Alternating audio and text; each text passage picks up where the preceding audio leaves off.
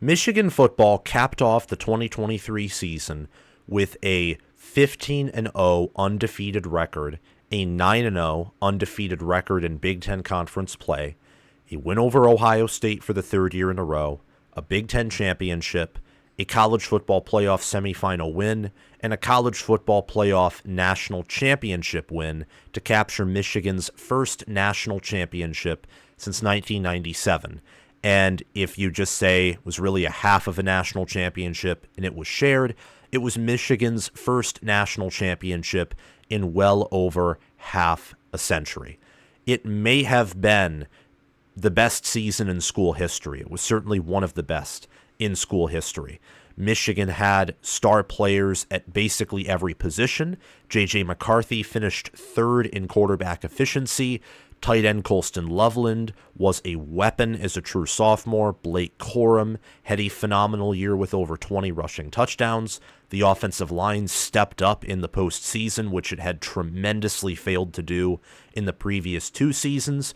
Roman Wilson was a great wide receiver with over 10 receiving touchdowns. The defense had Mason Graham, Kenneth Grant, Chris Jenkins, Braden McGregor, Jalen Harrell, Josiah Stewart, Derek Moore. They had at linebacker Junior Colson and long-timer Michael Barrett, who finally got a national championship in his 6 years with the program. And in the secondary, there was Josh Wallace, Will Johnson. There was Makari Page. Keon Sabb played a critical role. Good luck to him at Alabama. And there are just so many players to mention, to talk about, because that's how elite the team was last year.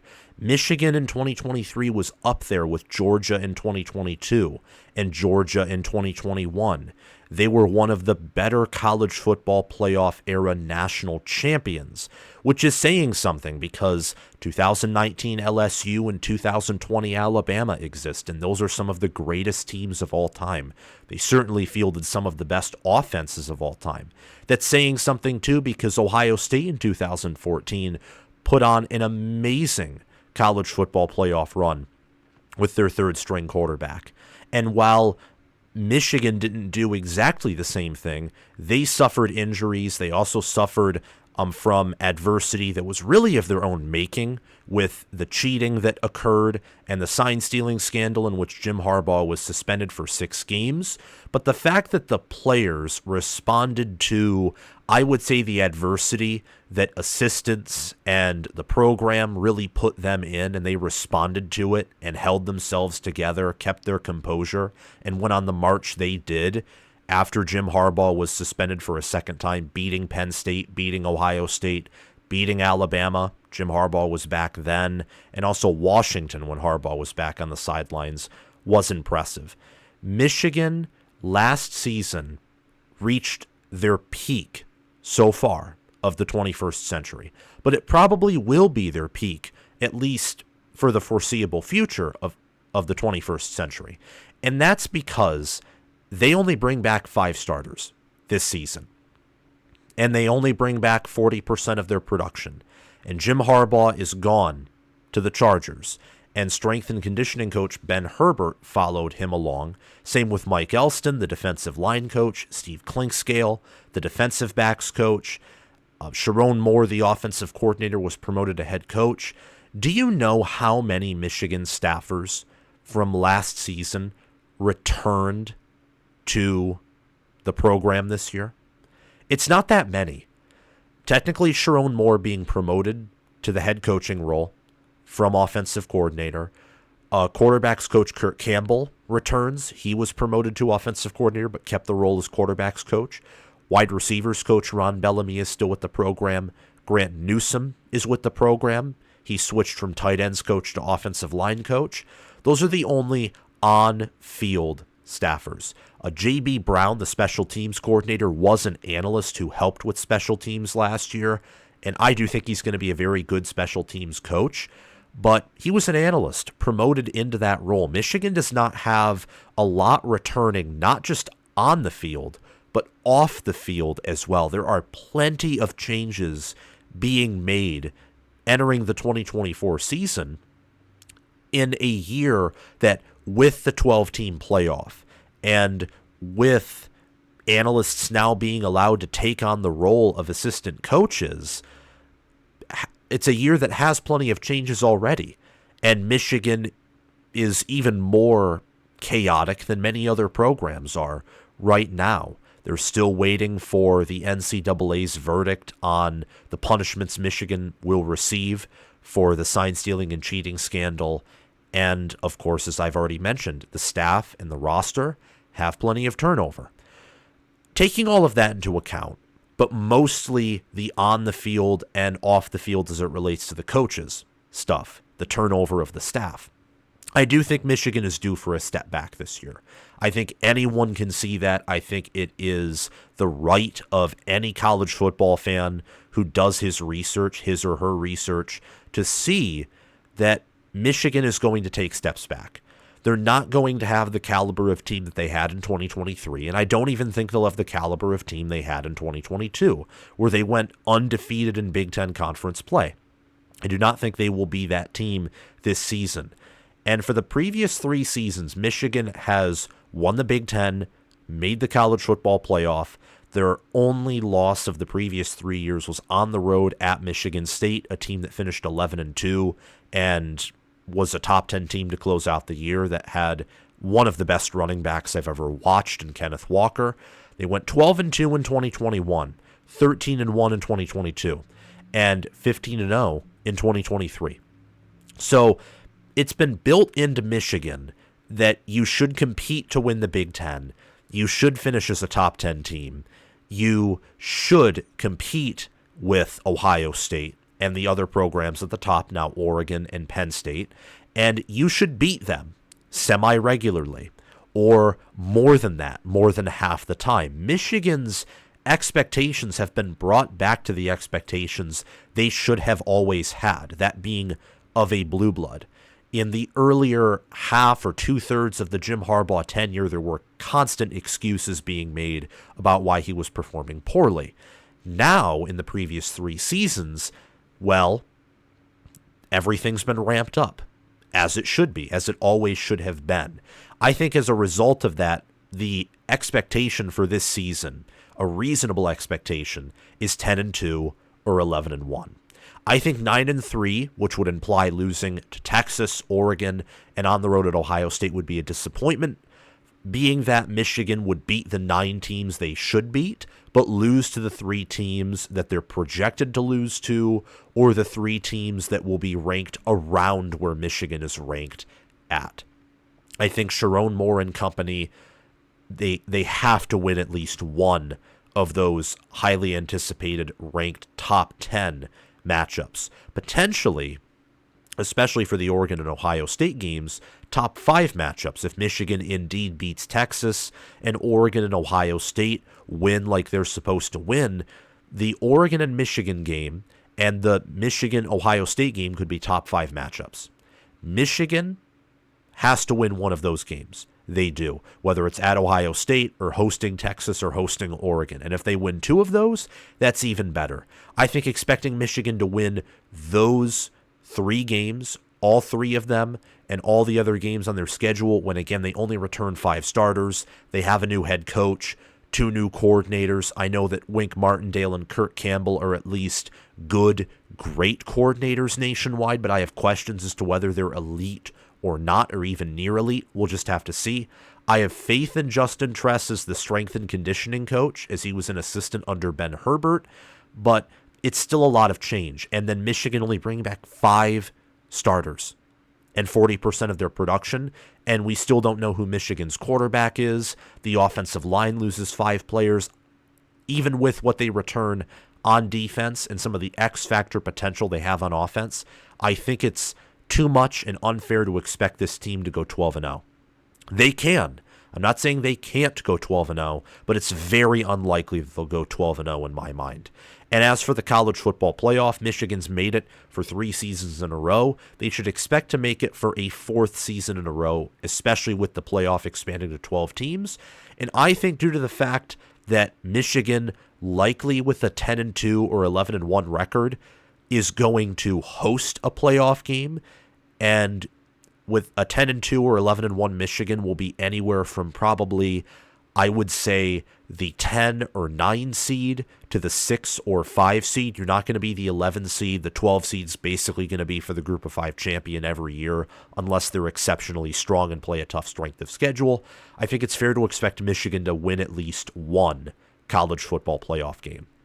So 11 or 12 wins, factoring in the playoff, factoring in the regular season, even factoring the Big Ten championship if Michigan wins it, I think would be a good achievement in year one for Sharon Moore. I think a fair or an okay record for Sharon Moore in Michigan in year one would maybe be 10-3. You go 10-2 in the regular season, earning one of those wins, and then you reach the college football playoff, and maybe you're on the road against, let's say, a Texas team or Alabama or Georgia that does suffer 2 losses or maybe 1 loss, but due to tiebreakers misses the SEC, then that would also be acceptable in my mind.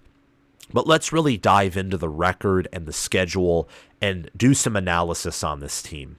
So look at this schedule that's in front of you on the screen. Michigan in 2024 will open up week 1 hosting Fresno State. They then will host Texas in week 2, Arkansas State in week 3, USC week 4, Minnesota week 5. Their first road game of the year will be at Washington in week 6. Keep in mind, Michigan has been undefeated in the Big House dating back to 2020.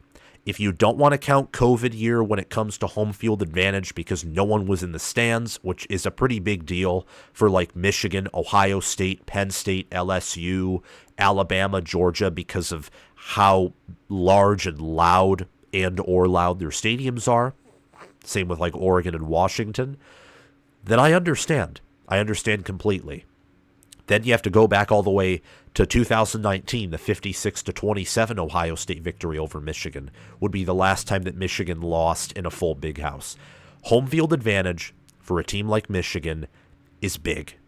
I would say that whereas Vegas typically lists home field advantage as about a 3-point addition to a team spread, so let's say Texas and Michigan are equal in terms of power rankings. Vegas, of course, views Texas is better than Michigan in power rankings. I get that. In my own personal power rankings, I have Michigan ahead of Texas. I think Michigan would beat Texas on a neutral field. I would favor them personally on a neutral field over Texas.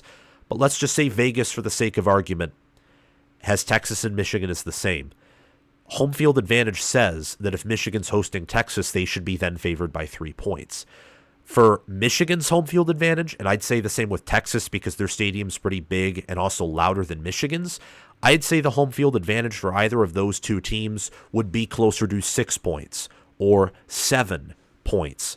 Home field advantage is huge, especially for bigger schools, and you also got to remember that the players, if they don't keep on their headphones tight enough, some things can slip in, like the fact that Michigan's invincible at home and other factors like that. It's huge that Michigan, even with a tough schedule, gets 5 home games in a row to start out the season. Of course, they then travel to Washington in week 6 on the road, which, given the distance of travel and the fact that I think Jed Fish is a good coach, that could be an interesting game. Week 7's a bye. Illinois on the road in week 8 is where Michigan will play. Michigan hosts rival Michigan State in week 9. That could be a trap game. Jonathan Smith will have his team playing to their potential, playing to their ceiling, and also playing up to their competition. Again, it's a rivalry game, and Michigan, I think, will be looking ahead a little bit to Oregon, who they'll host in week 10. They then will travel on the road to Indiana in week 11 before having a bye in week 12. They'll host Northwestern in week 13 before their road trip to Ohio State in week 14. Michigan brings back 40% of their production from 2023. They bring back 5 starters, those being Colston Loveland at tight end, Mason Graham at defensive tackle, Will Johnson at corner, Makari Page at safety. I also think this includes Rod Moore, who's now dinged up and hurt and probably won't be back. If he is back, it would be for maybe November or the postseason, the college football playoff, if Michigan does indeed make it. I think they will, but with a floor of 9-3 and the fact that I think there are going to be several 11, 10-win teams this season, I don't know, and I don't think that a 9-3 Michigan team would make it this year, but I could be wrong.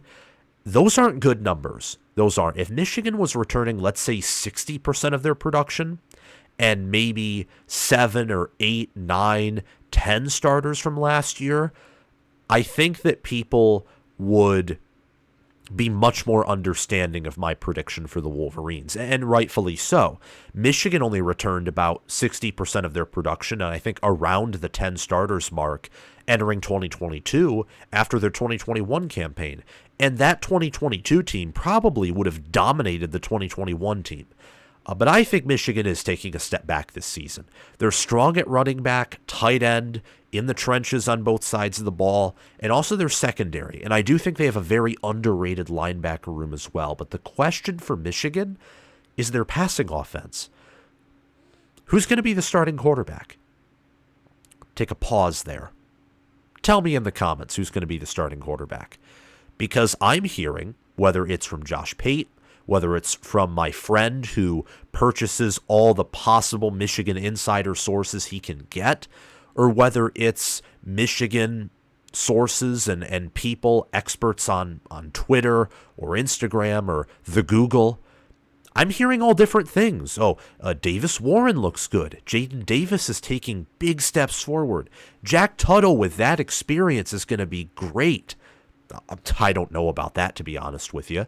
Or Alex Orji, he's very athletic. He certainly has the highest ceiling. Josh Pate said that it's, in his opinion, it's his job to lose. That's been my opinion for much of the preseason. We don't know who the quarterback's going to be. More importantly, though, and Michigan fans have disagreed with me on this, but Michigan loses all of their wide receivers, starting from last year. Cornelius Johnson is gone. Roman Wilson has left the program for the NFL. He's going to have a lot of success, and those two losses are going to be very hard to overcome. Those are going to be extremely tough losses because J.J. McCarthy was great last year, and he was better, I think, than the wide receivers were in terms of performance, in terms of potential and efficiency. But, I mean, look, the wide receivers, like with Roman Wilson or Cornelius Johnson having big games when he's needed, they were great. And I just think that Michigan will have somewhat of a tough time replacing Wilson and Johnson. A.J. Barner leaves at tight end as well. Colston Loveland comes back. Donovan Edwards comes back. And Samaj Morgan and Tyler Morris, I think, will be ready to step up. But receiver does have some questions. So whether wide receiver or quarterback, one of them will be stronger than the other, weaker than the other at some level. There's deep questions in that room. I think the passing offense is an area of concern. It's certainly going to be a weak link of this team, even if it ends up being a good passing offense. If Michigan does have a good passing offense, by the way, with what their defense brings back and with what they have on the ground and at tight end, they could go 12-0 again. Like, that's the path for Michigan to be an undefeated regular season team again, is they have a good passing offense, because their passing defense will be good. Their run defense, I think, will probably be one of the best, if not the best in the nation. And if Donovan Edwards continues to do what he did against Washington last season, and the offensive line is as strong as what I would say the depth chart, the seniority, and the reputation of Michigan's development has shown, then that will be a deadly team yet again. Donovan Edwards comes back at running back. Colston Loveland returns at tight end. The offensive line, it looks like the starting lineup will be Greg Crippen, Josh Preby, Giovanni El-Hadi, Andrew Gentry, and Miles Hinton.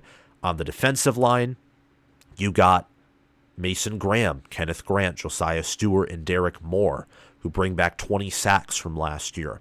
And at defensive back, Will Johnson, Makari Page, Quentin Johnson, Jair Hill, Jaden McBurrows, Zeke Berry. Michigan has depth in plenty of places, and they have X-factor players, many of whom are projected to be first-round NFL draft picks, like Mason Graham, Kenneth Grant, Will Johnson. Colston Loveland could be that if he has a huge year this year. Donovan Edwards will probably be a day 2 pick. Maybe he could be a first-rounder if he has an amazing year this year, but that's probably unlikely.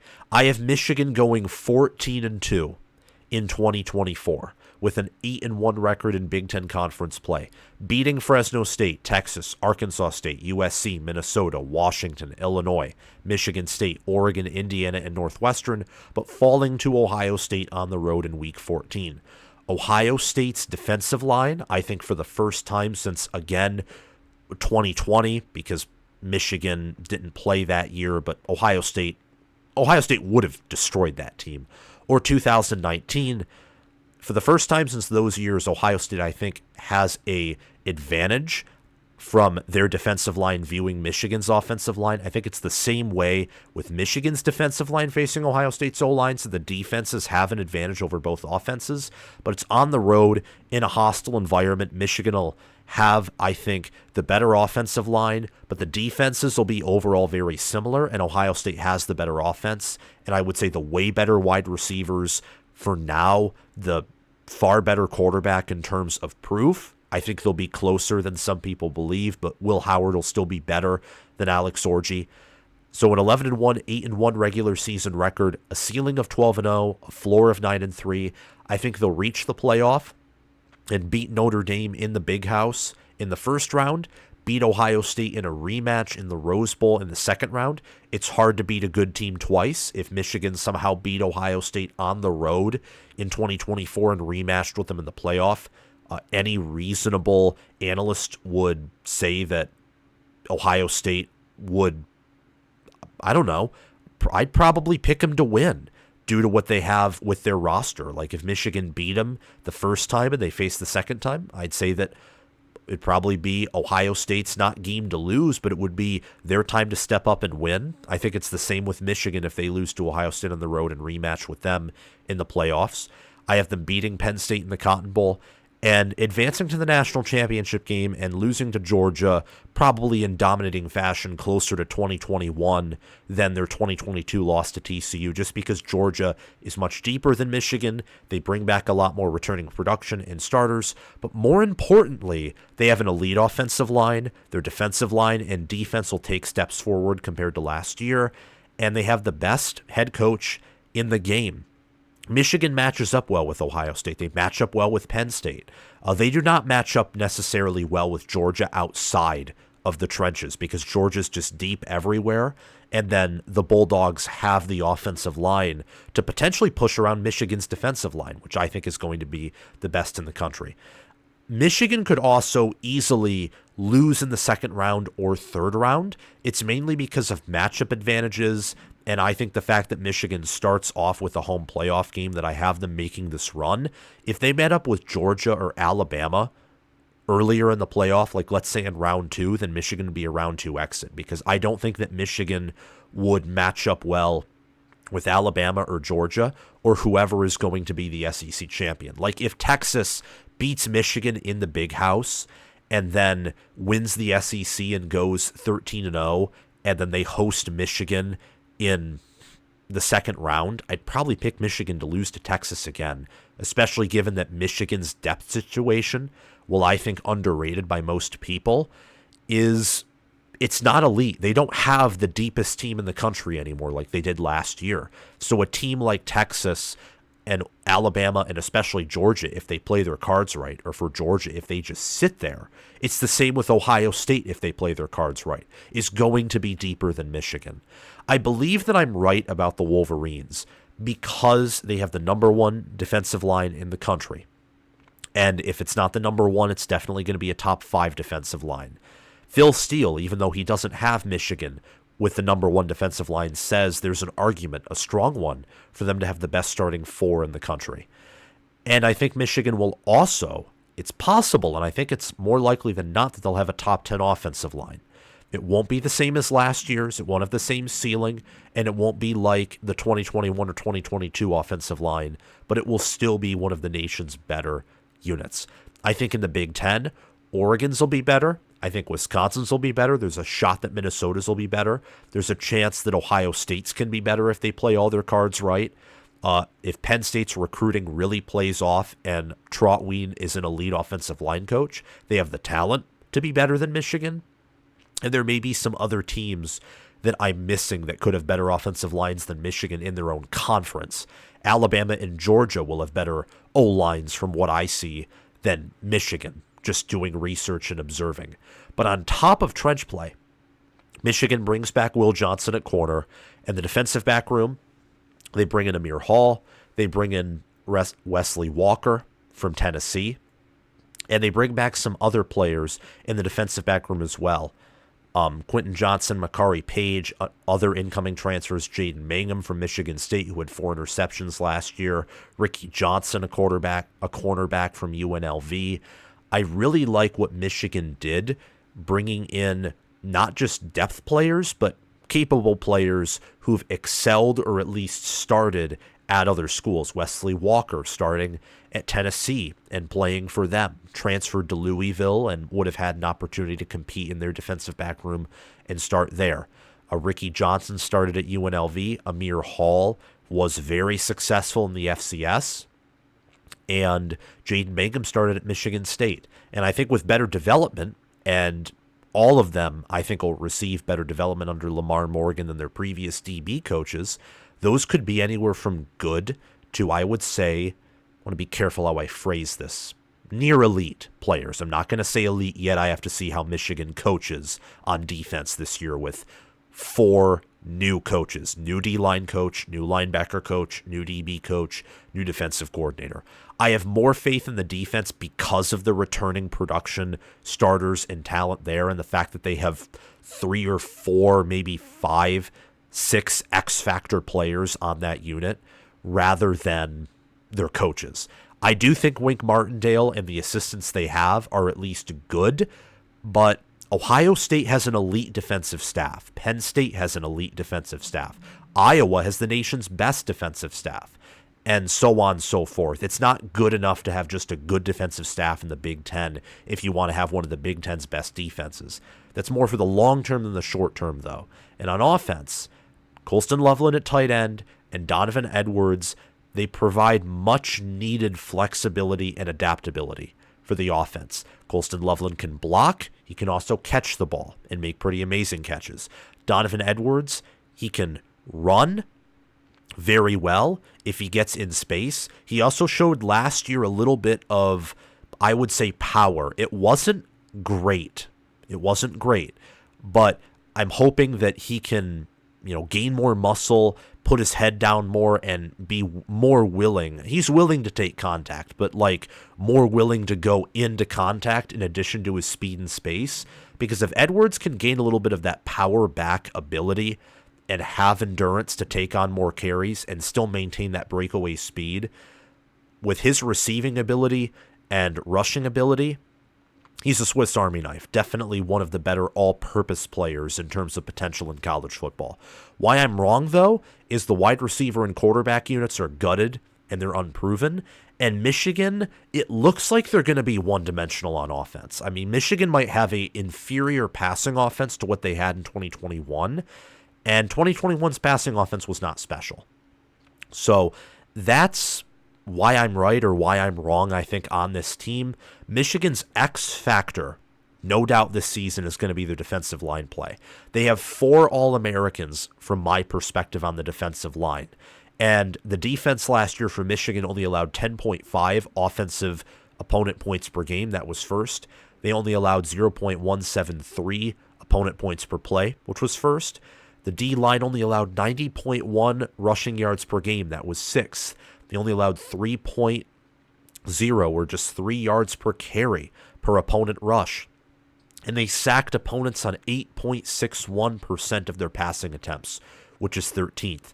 I think the sack percentage for Michigan this year will go up compared to last year, and I think the run defense in terms of yards per carry and rushing yards per game will improve compared to last year due to returning Mason Graham, Kenneth Grant, Rayshawn Benny, and then having a No Edda ready to step up in the two deep, and then Josiah Stewart and Derek Moore at defensive end. But the passing defense, just losing Keon Sabb, losing Rod Moore to injury, sadly, and then Josh Wallace and Mikey Sainer still to the NFL. That will be, I think, too much to overcome. My all Big Ten players, let's start with the ones who are also All-Americans, are Donovan Edwards, Greg Crippen, Colston Loveland, Mason Graham, Kenneth Grant, Josiah Stewart, Derek Moore, Will Johnson, Dominic Savada, Miles Hinton, Ernest Hausman, and Makari Page. Other All-Big Ten players are Tommy Doman, Josh Preby, Rayshawn Benny, Jayshawn Barham, Samaj Morgan, Alex Orji, Quentin Johnson, and Jair Hill. Michigan's roster is absolutely stacked. I don't think that there is a question about that. And the player that will make or break the season for the Wolverines, I think the players, plural, are Alex Orji, who ran for 86 yards on 15 carries last year, had one rushing touchdown. He did not have a single pass attempt last season. I think running back Donovan Edwards is in that category. 497 rushing yards and 119 carries, 4.2 yards per carry, and 5 rushing touchdowns. I think that guard Josh Preby and Giovanni El-Hadi and center Greg Crippen are definitely X-Factor players. Or not X-Factor players, but impact players, though I think all of them have the potential to be X-Factor players this season. Giovanni El-Hadi just missed my All-Big Ten team. I think he'll be a really good guard this upcoming season. Those are on offense. On defense, look out for, I would say, Mason Graham and Kenneth Grant, obviously. Mason Graham had 35 total tackles, 3 sacks, a pass defended, and a forced fumble. Kenneth Grant, he last season, we just find him on here, had 29 total tackles, 3.5 sacks, 4 passes defended, an interception, and a fumble recovery. Will Johnson, or not just Will Johnson, who I think will definitely make and break the season. And Will Johnson last year was phenomenal. He had a pick 6, 4 interceptions, 4 passes defended. I think that Jair Hill or Makari Page will make or break the season. Michigan has to have someone who can step up into an elite role and have a phenomenal performance in the defensive backfield if Michigan wants to maximize their chances of having a successful season, of potentially winning the Big Ten again, or at least competing for a national championship again. That's my analysis and preview and prediction of Michigan football's 2024 season. Thank you all so much for watching. Make sure to like the video, subscribe to the channel, click the notification bell, and comment your thoughts on this video down in the comment section below. Thanks to Crash2488 and Braska Rascal for being Heisman Patreon members. Thanks to Chris Lane, Connor OH, and Ismar for being All-American Patreon members. And thanks to John Lynn, Roaming Gnome, Matthew Seal, Austin Christmas, and Janisha Cockrell for being All-Conference Patreon members. Your support means the world to me. And on Patreon, we're no longer going to be doing traditional bonus content, but I will definitely be going live on Patreon to react to some games and call them. So if you want to be a part of that, you can sign up as an All-American or Heisman member. And also as a Heisman member, you get direct message access to me, and after 6 months, you get signed College Football with Sam merchandise. I was wearing a College Football with Sam white hoodie that I purchased from my own merchandise store, and it's very comfortable. So if you want to wear my merchandise without having to pay the $25 a month for Heisman membership, you can purchase it on my merchandise store. And you can find that via the link in the description or down below in the pinned comment, just like the Patreon link. Have a great day, guys, and I will see you all soon. Bye-bye.